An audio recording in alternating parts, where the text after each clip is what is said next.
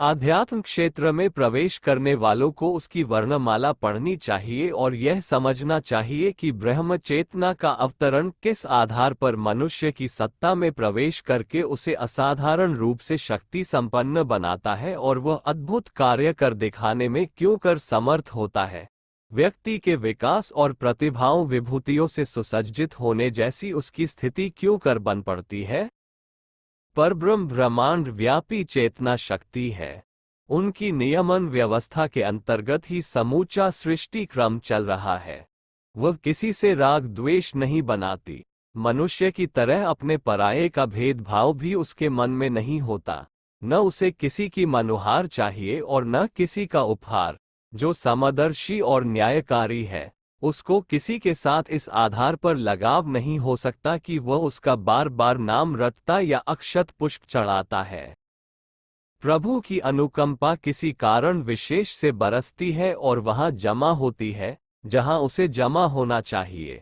गर्मी के बाद जब जल थल सभी गर्म हो उठते हैं, तब उसका संतुलन बिठाने के लिए वर्षा ऋतु आती है। पानी सर्वत्र बरसता है, पर वह जमा वहीं होता है जहां निचान है, गड्ढा या गहराई है। चट्टानों पर बरसने पर भी वह पानी वहां जमा नहीं हो पाता। परब्रह्म के साथ जुड़ने और उसकी क्षमताओं, अनुकंपाओं तथा विभूतियों को अपने पास तक बुलाने के लिए निजी चुंबकत्व चाहिए। चुंबक अपने इर्द गिर्द पड़े हुए लोहे के टुकड़ों को अपनी ओर खींच लेता है या स्वयं किसी बड़े चुंबक की ओर खींच जाता है। परमात्मा एक बड़ा चुंबक है। हम उसकी ओर खींचकर अपने में उन विशेषताओं को धारण कर सकते हैं जो उसमें है। जहां वृक्ष सघन होते हैं, वहां वर्षा भी खूब होती है। पेड़ों का आकर्षण बादलों को नीचे घसीटता है और उन्हें बरसने के लिए बाधित करता है। वर्षा का जल वहीं जमा होता है जहां गहराई होती है। नदी, नाले, तालाब इसीलिए जल से भरे रहते हैं कि उनमें गड्ढा होता है।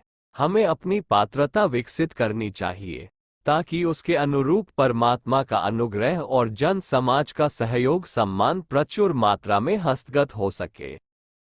मानवी काया जादू की पिटारी है। उसके कण कण में विलक्षण क्षमताओं के भंडार भरे पड़े हैं।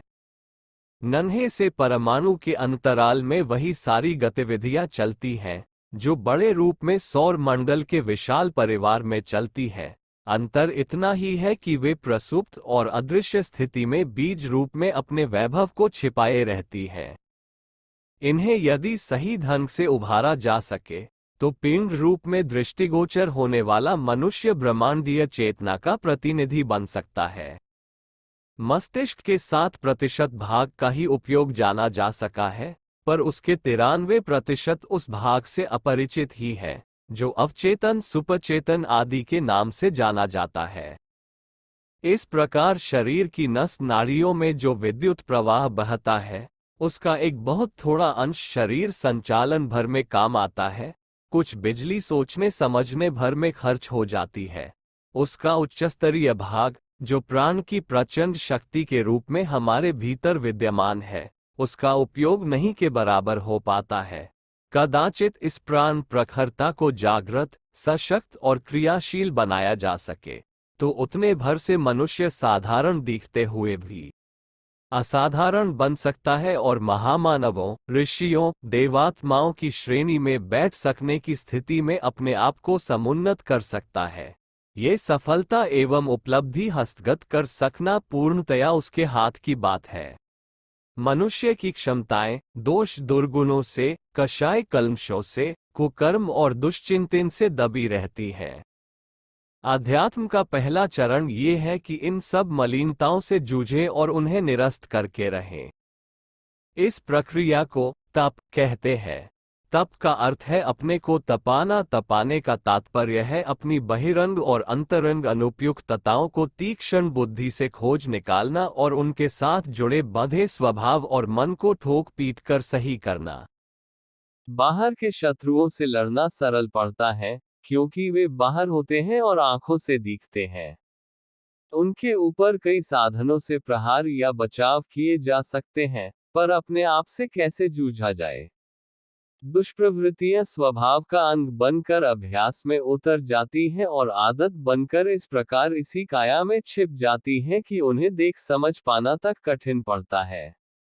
ऐसी दशा में कोई सूक्ष्मदर्शी ही उन्हें खोज सकता है और मित्र न मानकर शत्रु होने की मान्यता बदल सकता है।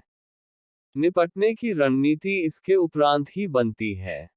गीता में अर्जुन को भगवान ने आनाकानी करने पर उसको जिस महायुद्ध में प्रवृत्त किया था, उसकी आध्यात्मिक व्याख्या अपनी सहचरी कुटुंबी बनकर रह रही अवांछनीयता के विरुद्ध प्रबल पराक्रम के साथ लड़ने में जुट पड़ने के रूप में ही की थी। यह अनिवार्य युद्ध ही तप है। मात्र काया कष्ट का अतिवाद अपनाने को तप नहीं कहते। इसके लिए अपने आप को धोबी की तरह कपड़े धोने में जो भट्टी चढ़ाने, साबुन लगाने, पीटने पछाड़ने जैसे काम करने पड़ते हैं, उन सभी का जुगाड़ बिठाना पड़ता है। तपस्वियों को यही रीति नीति अपनानी पड़ती है। तप के 4 प्रधान आधार हैं। 1 इंद्रिय संयम, 2 समय संयम, 3 अर्थ संयम, 4 विचार संयम। इन चारों में ही जीवन बटा और बिखरा हुआ है। इन्हें कार्यान्वित करने में जीवन का प्रायः प्रत्येक पक्ष लपेट में आता है। इसलिए इस परिशोधन से एक प्रकार से समग्र जीवन का ही परिशोधन करना पड़ता है। मन की ललक लिप्साओं से स्पष्ट शब्दों में नहीं कहना पड़ता है। कहना ही नहीं, वरन दूरदर्शी विवेकशीलता को मूर्धन्य मानकर उसके आदेशों का परिपालन अनिवार्य हो सके, इसके लिए पुराने व्यक्तित्व को प्रशिक्षित करना पड़ता है। आत्मशोधन एवं पात्रता संवर्धन के लिए जो दूसरा चरण उठाना पड़ता है, वह है योग। योग का शब्दार्थ जोड़ना होता है। जुड़ना किससे? परमात्मा से, परब्रह्म से। उसका एक ही उपाय है कि मानवीय गरिमा के साथ जुड़ी हुई महानता को अपने जीवन क्रम में सम्मिलित करना। सत्प्रवृत्तियों का समुच्चय ही मनुष्य का परमेश्वर है। उसके समग्र स्वरूप को तो अचिंत्य ही कहा जा सकता है। मनुष्य का परमेश्वर क्या हो सकता है? उसे परमेश्वर न कहकर विराट ब्रह्म या विश्व ब्रह्मा ही कहना चाहिए, जीवन ब्रह्म भी। जीवन का योग इसी परमेश्वर के साथ हो सकता है। संक्षेप में इसे सत्प्रवृत्ति संवर्धन भी कह सकते हैं। इस संबंध में वेदांत दर्शन के सूत्र स्थिति को पूर्णतया स्पष्ट कर देते हैं। सोहम शिवोहम सच्चिदानंदोहम तत्वमसि अयम आत्मा ब्रह्म आदि शब्दों में जो रहस्य सन्निहित है, उसका तात्पर्य इतना ही है कि मनुष्य का अंतरंग और बहिरंग देवोपम होना चाहिए। नर को नारायण, पुरुष को पुरुषोत्तम, अणु को विभू बनाने के लिए जो साधना करनी पड़ती है, उसके 2 पक्ष हैं। प्रथम तप, द्वितीय योग। तप का तात्पर्य है दुष्प्रवृत्तियों का उन्मूलन और योग का तात्पर्य है सत्प्रवृत्तियों का संवर्धन। चिंतन में उत्कृष्टता, चरित्र में आदर्शवादिता और व्यवहार में शालीनता का समावेश जो जितनी मात्रा में कर सका, समझना चाहिए कि वह उसी स्तर की प्रगति आत्मोत्कर्ष में कर सका। कपड़े को रंगने में पहले उसे धोना पड़ता है। खेत में बीज बोने से पहले उसे जोतना पड़ता है। दीवार खड़ी करने से पहले नींव खोदनी पड़ती है। देवता की स्थापना, पूजा करने से पहले स्थान एवं उपकरणों को शुद्ध करना पड़ता है। तप परिमार्जन के लिए, योग परिष्कार के लिए होता है। जो इन दोनों प्रसंगों में अपने आप को सही सिद्ध कर लेता है, समझना चाहिए कि उसने उतना ही अपना पथ प्रशस्त कर लिया, परमलक्ष्य तक पहुंचने की उसकी तैयारी उसी मात्रा में पूरी हो गई। माता बच्चे को प्राणों से अधिक प्यार करती है, उसकी सेवा सहायता में भी निरंतर लगी रहती है, किंतु जब वह कपड़ों में टट्टी कर लेता और अपने आप को उस गंदगी में पूरी तरह सान लेता है, तो उसके आग्रह करने, मचलने पर भी माता न तो गोदी में लेती है और न दूध पिलाती है।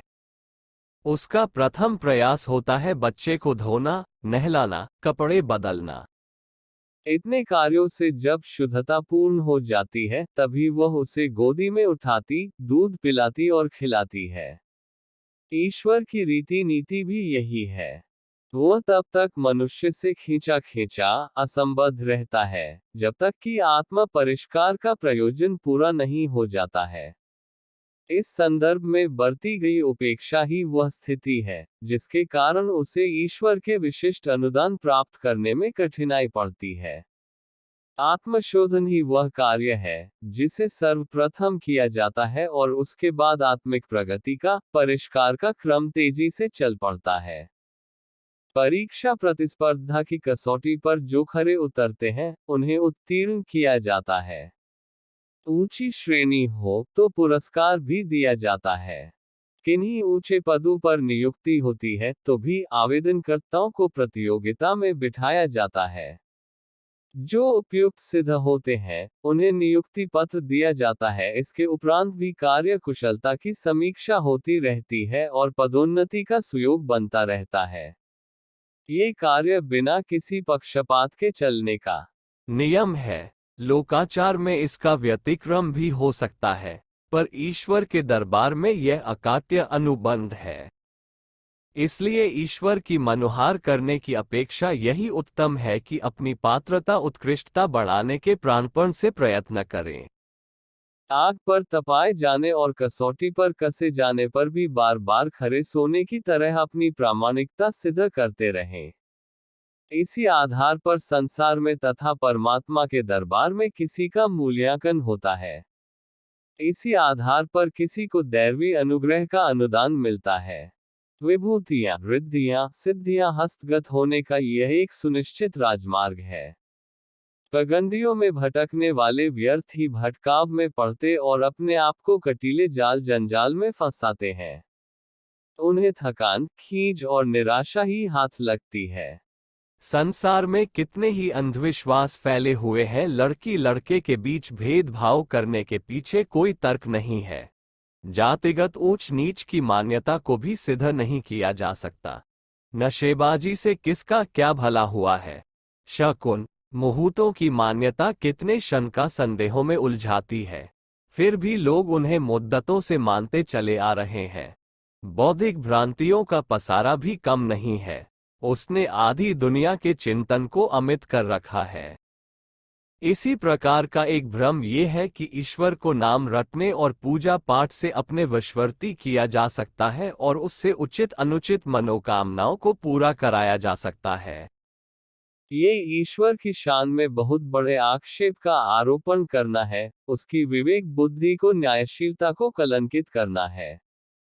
चारणों के मुंह प्रशंसा सुनकर जिस प्रकार मध्यकालीन सामंत फूलकर कुप्पा हो जाते थे और उस यशगान के बदले उन्हें बहुमूल्य उपहार प्रदान किया करते थे, इसी स्तर का भगवान को माने, उसे चापलूसी चमचागिरी के आधार पर फुसलाने का प्रयत्न करें, तो समझना चाहिए कि ईश्वर की महानता को समझने में हम समर्थ नहीं हुए। भोग प्रसाद की, वस्त्र, छत्र चढ़ाने की रिश्वत देकर यदि हम उसके प्रिय पात्र बनना चाहते हैं और मनमर्जी से उचित अनुचित काम कराना चाहते हैं, तो उसे घृष्टता ही कहा जाएगा। इन ओछे हथकंडों से हम किसी बैंक मैनेजर से मनचाही राशि प्राप्त नहीं कर सकते, परीक्षक से भ्रष्ट कार्य नहीं करा सकते, न्यायाधीश को नहीं बरगला सकते और बिना योग्यता के किसी ऊंचे पद पर प्रतिष्ठित होने का दांव चलाने में सफल नहीं हो सकते, तो फिर ईश्वर से उस प्रकार का ओछापन अपनाने की अपेक्षा किस आधार पर की जाए।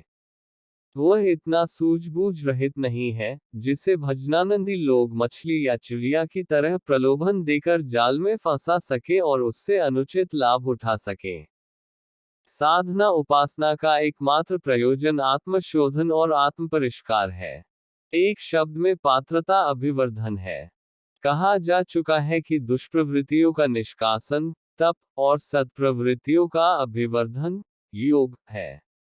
इन आधारों को जो जितनी दृढ़ता और तत्परता के साथ अपनाता है, वह अपनी पात्रता बढ़ाते हुए परमेश्वर का प्राणप्रिय बनता है।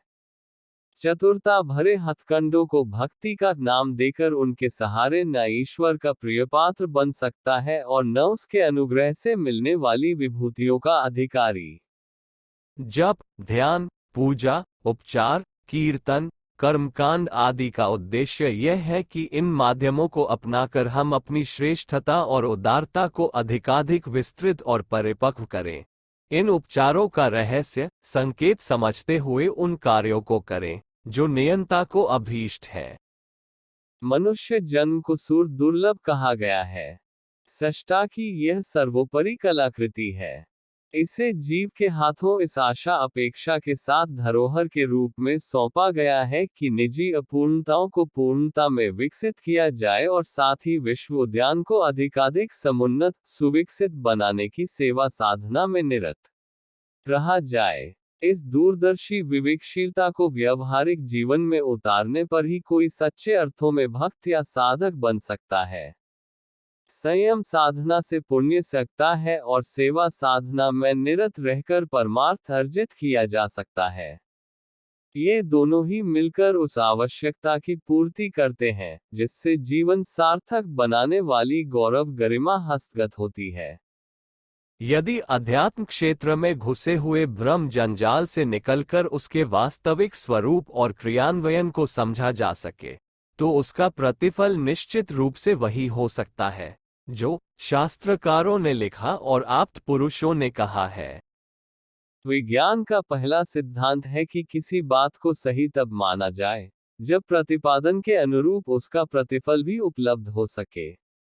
प्रत्यक्ष को प्रमाण मानने की बात सभी के गले उतरती है, इसलिए भौतिक विज्ञान ने मान्यता प्राप्त कर ली।